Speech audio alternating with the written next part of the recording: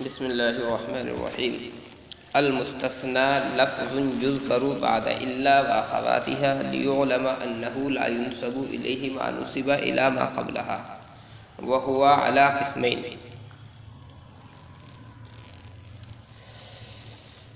المستثنى لفظ يذكر بعد إلا وأخواتها ليعلم أنه لا ينسب إليه ما نسب إلى ما قبلها. مصنف رحمۃ اللہ علیہ نے اس عبارت میں کی ہے مستثنیٰ کی تعریف۔ مستثنیٰ وہ لفظ ہے جو الا اور اس کے نظائر کے بعد ذکر کیا جائے۔ مستثنیٰ وہ لفظ ہے جو الا اور اس کے نظائر کے بعد میں ذکر کیا جائے۔ الا کے نظائر کون کون سے ہیں؟ الا کے نظائر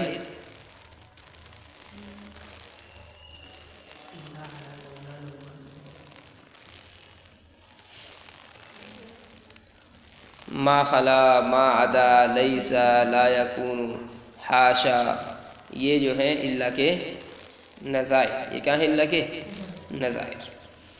المستثنی لفظ یذکر بعد الا، مستثنی ایسا لفظ ہے جو ذکر کیا جائے الا و اخواتہا اور اس کے نظائر کے بعد۔ اس کے نظائر سے مراد کیا ہے؟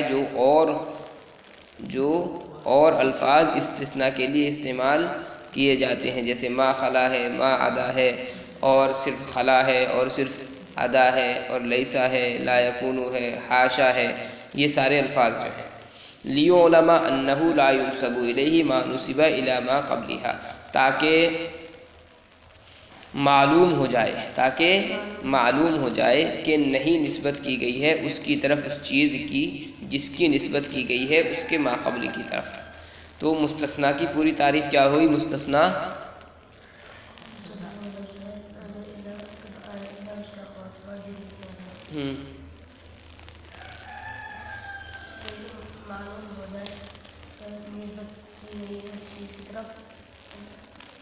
جو تم نے تعریف وہاں پڑھی ہے وہ بتاؤ۔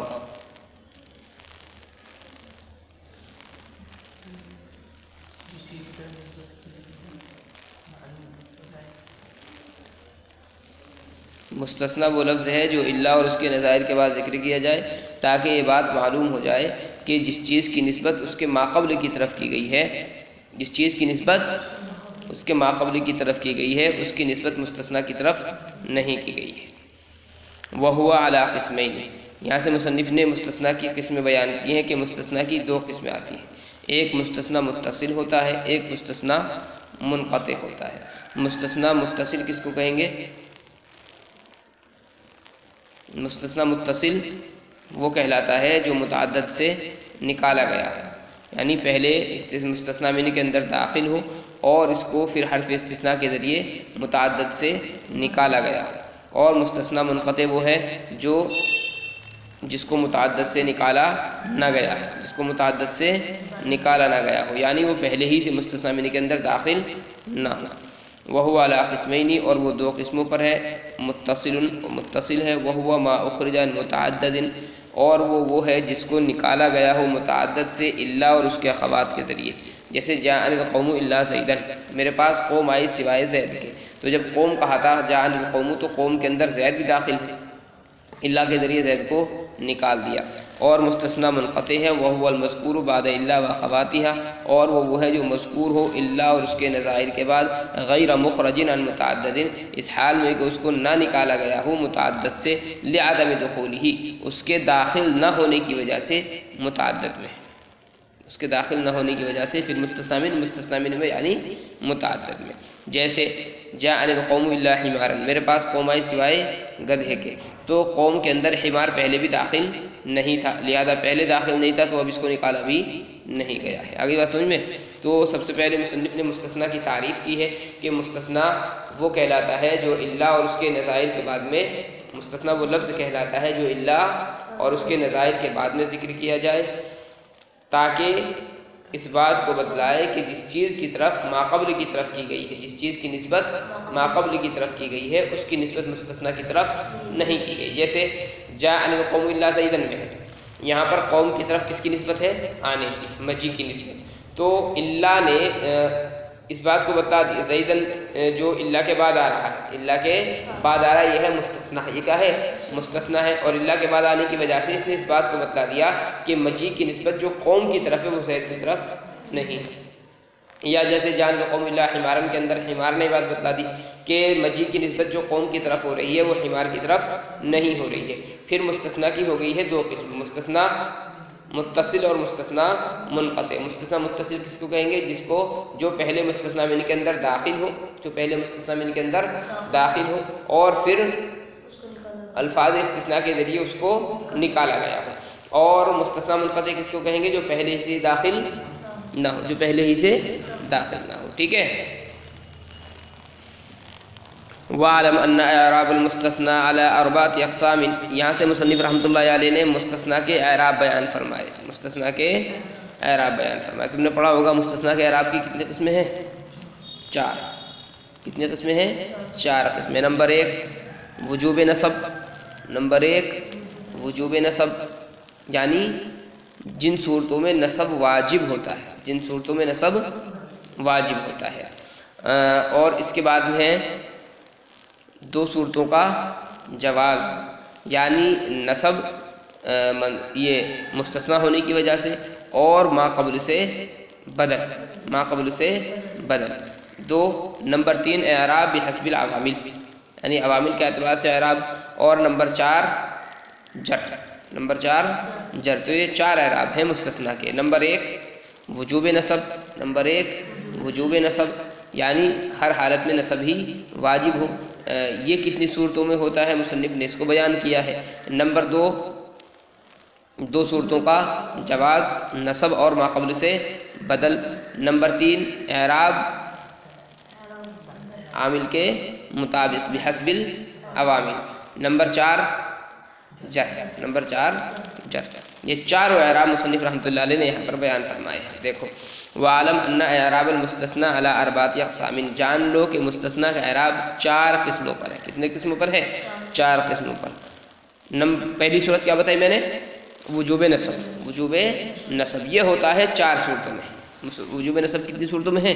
4۔ نمبر 1 مستثنا متصل ہو، مستثنا متصل ہو اور کلام موجب میں ہو، کلام موجب میں ہو، اللہ کے بعد آئے۔ کلام موجب میں اللہ کے، کلام موجب کا مطلب کیا ہے؟ جس میں کلام موجب جس میں نفی نہیں اور استفہام انکاری نہ، کلام موجب جس میں نفی نہیں اور استفہام انکاری نہ ہو۔ یاد تھوڑی کرتے ہو پرانا کچھ بھی، جس میں نفی نہیں اور استفہام انکاری نہ، ٹھیک ہے۔ تو پہلی صورت نمبر 1 مستثنا متصل، اللہ کے بعد کلام موجب میں واقع ہو، نصب واجب ہوگا، نصب واجب ہوگا، جیسے جاء القوم الا زیدن، جاء القوم الا زیدن۔ نمبر 2 مستثنا منقطع ہو، مستثنا منقطع ہو، کلام موجب میں ہو یا کلام غیر موجب میں ہو، جیسے جاء القوم الا حمارن، جاء القوم الا حمارن۔ نمبر 3 مستثنا من پر مقدم ہو جائے، مستثنا من پر مقدم ہو جائے، جیسے ما جاءنی الا زیدن احد، ما جاءنی الا زیدن احد۔ یہاں پر زیدن یہ مستثنا ہے اور احد مستثنا من ہے، تو مستثنا من پر مقدم ہو گیا ہے۔ 3 صورتیں ہو گئیں۔ نمبر 4 مستثنا جو ہے وہ خلا اور ادا کے بعد آئے، خلا اور ادا کے بعد آئے، ما خلا ما ادا کے بعد آئے، اور لیسا اور لا یکون کے بعد آئے، لیسا اور لا یکون کے بعد آئے، ٹھیک ہے۔ تو یہ 4 صورتیں ہو گئی۔ نمبر 1 مستثنا متصل ہو، اللہ کے بعد کلام موجب جو، اللہ کے بعد کلام موجب جو، جیسے جاء القوم الا زیدن۔ نمبر 2 مستثنا منقطع ہو، کلام موجب میں ہو یا غیر موجب میں ہو، جاء القوم الا حمارن اور ما جاء القوم الا حمارن، دونوں صورتیں ہیں۔ نمبر 3 مستثنا من پر مقدم ہو جائے، جیسے ما جاءنی الا زیدن احد۔ نمبر 4 مستثنا خلا اور ادا کے بعد آئے، اکثر لوگوں کے نزدیک، اکثر لوگوں کے نزدیک، اور ما خلا ما ادا لیسا اور لا یکون کے بعد آئے۔ ان 4 صورتوں میں نصب واجب ہوتا ہے، ان 4 صورتوں میں نصب واجب ہوتا ہے، ٹھیک ہے۔ دیکھو وَعْلَمْ أَنَّ إِعْرَابَ الْمُسْتَثْنَى عَلَى أَرْبَعَةِ أَقْسَامٍ، جان لو کہ مستثنیٰ کا اعراب 4 قسموں پر ہے۔ فَإِنْ كَانَ مُتَّصِلًا، اگر مستثنیٰ متصل ہو اور واقع ہو الا کے بعد کلام موجب میں، یا مستثنیٰ منقطع ہو جیسا کہ گزر چکا، یعنی ابھی اوپر مثال گزری ہے جان القوم اللہ حمارن، او مقدما علی المستثنی من، او مقدما علی المستثنی منہ، یا مقدم کر دیا جائے مستثنی منہ پر، جیسے ما جاءنی الا زیدن احد، او کانا بعد خلا وعدا، یا خلا اور عدا کے بعد ہو اکثر لوگوں کے نزدیک، یا ما خلا ما عدا کے بعد ہو، یا لیسا اور لا یکونو کے بعد ہو، جیسے جاءنی القوم خلا زیدن۔ ساری مثالیں اس سے بنا سکتے ہو۔ کانا منصوباً، تو مستثنی منصوب ہوگا، مستثنی کیا ہوگا؟ منصوب ہوگا۔ اس کے بعد میں مصنف رحمۃ اللہ علیہ نے بیان کیا ہے 2 صورتوں کا جواز، 2 صورتوں کا جواز جو ہے نصب اور ما قبل سے بدل۔ یہ کب ہوگا؟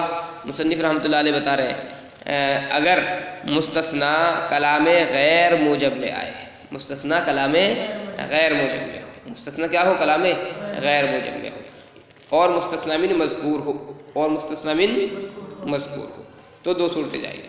مستثنی کلام غیر موجب میں ہو، مستثنی کلام غیر موجب میں، یعنی نفی نہیں یا استفہام کے بعد ہو، نفی نہیں یا استفہام کے بعد ہو، اور مستثنی من مذکور ہو، مستثنی من مذکور ہو، تو 2 صورتیں جائیں گے۔ جیسے ما جاءنی احد الا زیدن، ما جاءنی احد الا زیدن، یہاں پر 2 صورتیں جائز ہیں، چاہے تو آپ زیدن پر نصب پڑھیں، کس بنا پر؟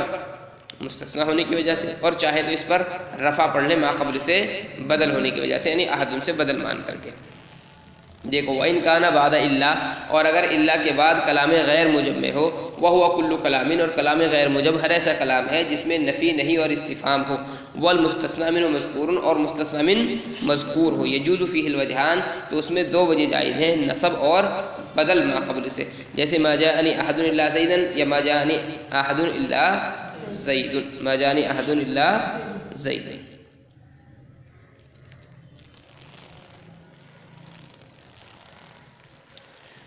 نمبر 3، تیسری جو صورت ہے کیا ہے؟ وَإِنْ كَانَ مُفَرَّغًا، مستثنی مفرغ، مستثنی مفرغ ہو، بِأَنْ يَكُونَ بَعْدَ إِلَّا فِي كَلَامٍ غَيْرِ مُوجَبٍ، اس طور پر کہ وہ الا کے بعد کلام غیر موجب میں ہو، کلام غیر موجب میں ہو، وَالْمُسْتَثْنَى مِنْهُ غَيْرُ مَذْكُورٍ، اور مستثنی من مذکور نہ ہو، مستثنی من مذکور نہ ہو، کان اعرابہ بحسب العوامل، تو اس کا اعراب عامل کے مطابق ہوتا ہے، جیسے ما جاءنی الا زید، ما رأیت الا زید، ما مررت الا بزید۔ یہ تیسری صورت مصنف رحمۃ اللہ علیہ نے بتائی ہے کہ مستثنی مفرغ الا کے بعد کلام غیر موجب میں واقع ہو، مستثنی مفرغ الا کے بعد کلام غیر موجب میں واقع ہو، تو اور مستثنی من مذکور نہ ہو، اور مستثنی من مذکور نہ ہو، تو اعراب عامل کے مطابق آتا ہے، جیسے ما جاءنی الا زید، ما رأیت الا زید، ما مررت الا بزید۔ کتنی صورتیں ہو گئی؟ 3۔ چوتھی صورت وَإِنْ كَانَ بَعْدَ غَيْرَ وَسِوَا وَسَوَاءَ وَحَاشَا عِنْدَ الْأَكْثَرِ كَانَ مَجْرُورًا، اور اگر مستثنی غیرہ کے بعد یا سوا کے بعد یا سوا کے بعد یا حاشا کے بعد اکثر لوگوں کے نزدیک واقع ہو تو مجرور ہوتا ہے۔ کیا ہوتا ہے؟ مجرور کیوں ہوتا ہے؟ چونکہ یہ حروف جارہ میں سے، یہ کیا ہے؟ سب حروف جارہ میں سے بھی ہیں۔ جیسے جاء القوم غیر زید، یہ غیرہ جو ہے مضاف ہے، کیا ہے؟ مضاف ہے، تو اس کے بعد مضاف الیہ ہوگا، سوا مضاف بنے گا۔ حاشا جو ہے وہ حروف جارہ میں سے ہوتا ہے، کچھ لوگوں کے نزدیک حاشا فعل بھی، کچھ لوگوں کے نزدیک حاشا فعل ہے، تو پھر ان کے نزدیک اس کے بعد آنے والا اسم منصوب ہوگا۔ کیا ہوگا؟ منصوب ہوگا۔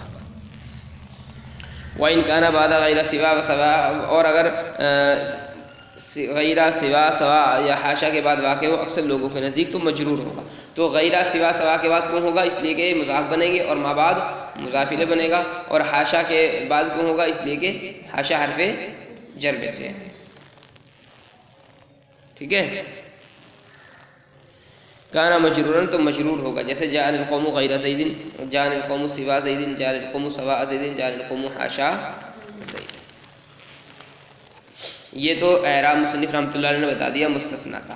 لفظ غیرہ کا جو اعراب ہے مصنف رحمۃ اللہ علیہ اس کو بیان کر رہے ہیں کہ لفظ غیرہ، مصنف کہتے ہیں کہ لفظ غیرہ کا جو اعراب ہے مستثنی بإلا کے اعراب کی طرح ہے، مستثنی بإلا کے، یعنی جو صورتیں مستثنی کے اعراب کی مصنف رحمۃ اللہ علیہ نے ذکر کی ہیں 4، मुस्तस्ना मुत्तसिल इल्ला के बाद कलाम मुजम्मे वाक़ हो तो नसब पढ़ना वाजिब है ना। मुस्तस्ना मुनक़ते हो तो नसब वाजिब है। मुस्तस्ना मिन मुस्तस्ना मिन पर मुक़द्दम हो जाए तो नसब वाजिब है। खला अदा के बाद वाक़ हो तो नसब वाजिब है। तो यही सूरतें गैरा के अंदर भी आएगी, इसके अंदर गैरा के अंदर भी आएगी। ऐसे ही अगर मुस्तस्ना बिल्ला जो है उसके अंदर एक कायदा ये था कि अगर कलाम गैर मुजम्मे हो तो दो सूरतें जायज़ हैं, नसब और माक़बल से बदल, इसके अंदर भी ये चीज़ जायज़ होगी। ठीक है, तो वही सूरतें जो मुस्तस्ना बिल्ला की है वही सूरतें गैरा के अंदर भी जारी होगी। वालम अन्ना एराब गैरा, और जान लो कि गैरा के एराब मुस्तस्ना के एराब की, मुस्तस्ना बिल्ला के एराब की तरह है।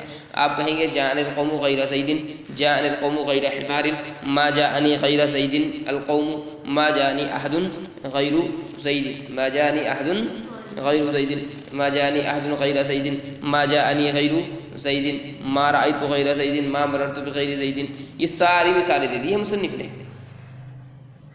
ये जो मिसालें हैं सारी मिसालें समझा दी हैं। पहली मिसाल देखो, जाअनिल कौमु गैरा ज़ैदिन, मुस्तस्ना मुत्तसिल इल्ला के बाद कलाम मुजम्मे, ठीक है। जाअनिल कौमु गैरा हिमारिन, मुस्तस्ना मुनक़ते, मा जाअनी गैरा ज़ैदिन अल कौमु, मुस्तस्ना मिन पर मुक़द्दम है, मुस्तस्ना मिन पर मुक़द्दम है। मा जाअनी अहदुन गैरु ज़ैदिन, मुस्तस्ना कलामे गैर मुजम्मे, इसमें कलाम गैर मुजम्मे तो दो सूरतों का जवाब है ना, वो दो सूरतें यहाँ पर जिक्र कर दी, मा जाअनी अहदुन गैरु ज़ैदिन और मा जाअनी अहदुन गैरा ज़ैदिन। उसके बाद क्या था, मा जाअनी गैरु ज़ैदिन यानी मुस्तस्ना मुफर्रग हो और मुस्तस्ना मिन मज़कूर ना हो, मुस्तस्ना मुफर्रग हो, कलाम गैर मुजम्मे मुस्तस्ना मिन मज़कूर ना हो तो आमिल के मुताबिक होता है। यहाँ पर भी आमिल के मुताबिक है। देखो, मा जाअनी गैरु ज़ैदिन, मा रअयतु गैरा ज़ैदिन, मा मररतु बिगैरि ज़ैदिन। वालम अन्ना लफ्ज़त गैर मौज़ूअतुन लिस्सिफ़ति, यहाँ से मुसन्निफ़ रहमतुल्लाह अलैह ने एक ज़ाबता छोटा सा बयान किया है कि लफ्ज़ गैर जो है ये असल में तो वज़ा किया गया है सिफ़त के लिए, किसके लिए, सिफ़त के लिए, लेकिन कभी कभी इस्तिस्ना के माना देता है, कभी कभी ये इस्तिस्ना के माना दे देता है। जैसे लफ्ज़ इल्ला है, उसको वज़ा किया गया असल इस्तिस्ना के लिए, लेकिन कभी कभी सिफ़त के माना देता है, कभी कभी वो सिफ़त के। तो मतलब ये है कि लफ्ज़ गैरा की जो असल वज़ा है वो सिफ़त के लिए है और लफ्ज़ इल्ला की जो असल वज़ा है वो इस्तिस्ना के लिए, किसके लिए, लेकिन एक दूसरे के माना में इस्तेमाल हो जाते हैं। गैरा कभी इस्तिस्ना के माना दे देता है, इल्ला कभी सिफ़त के माना दे देता है। वालम अन्ना लफ्ज़त गैरा मौज़ूअतुन लिस्सिफ़ति, और जान लो कि लफ्ज़ गैरा वज़ा किया गया है सिफ़त के लिए। वक़्त तुस्तअमलु लिल इस्तिस्नाई, और कभी इस्तेमाल किया जाता है इस्तिस्ना के लिए, जैसा कि लफ्ज़ इल्ला वज़ा किया गया है इस्तिस्ना के लिए और कभी इस्तेमाल किया जाता है सिफ़त के लिए। जैसे अल्लाह ताला क़ौल लौ कान फ़ीहिमा आलिहतुन इल्लल्लाहु लफ़सदता अय गैरुल्लाह व कज़ालिका क़ौलुका ला इलाहा इल्लल्लाह। तो दोनों जो मिसालें दी हैं मुसन्निफ़ ने, लौ कान फ़ीहिमा आलिहतुन इल्लल्लाहु लफ़सदता, इस मिसाल में भी इल्ला सिफ़त के लिए इस्तेमाल हुआ है और ला इलाहा इल्लल्लाह के अंदर भी इल्ला सिफ़त के लिए इस्तेमाल हुआ है, इल्ला इस्तिस्नाइया नहीं है, इल्ला इस्तिस्नाइया नहीं। चलो बस पिछला देख लिया।